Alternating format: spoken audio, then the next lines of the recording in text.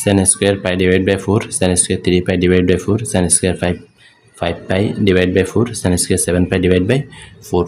এটা আমরা সমাধান করি। sin square যে কোনো দুইটাকে আমরা cos-এ কনভার্ট করব যেন আমরা একটা সূত্রের মধ্যে এনে সমাধান করতে পারি। তাহলে এটাকে আমরা লিখতে পারি sin square pi divided by 2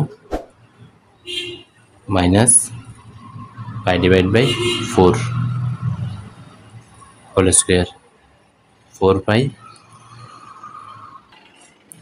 যদি লসাগুনি তাহলে 2 pi প্লাস pi তাহলে 3 pi divided by 4 একটা মিলে গেল।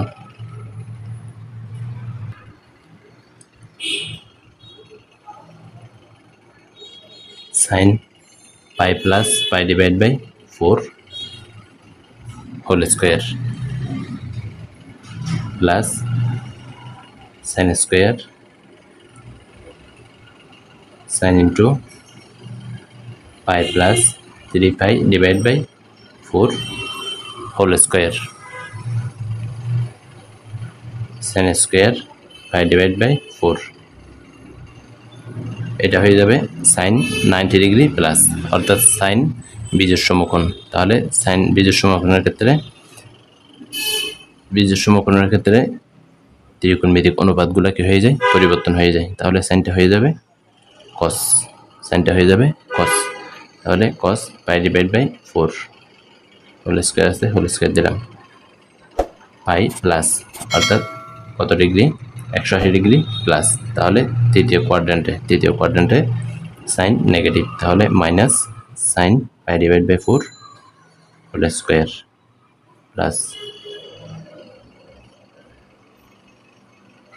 Minus sine 3 pi divided by 4 এটাকে আমরা লিখতে পারি pi divided by 2 প্লাস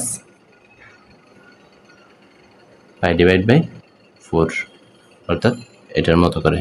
তাহলে এ মাইনাসটা কোনটা 180 প্লাস অর্থাৎ তৃতীয় কোয়াড্র্যান্টে সাইন তৃতীয় কোয়াড্র্যান্টে নেগেটিভ তাহলে এই চিহ্নটা।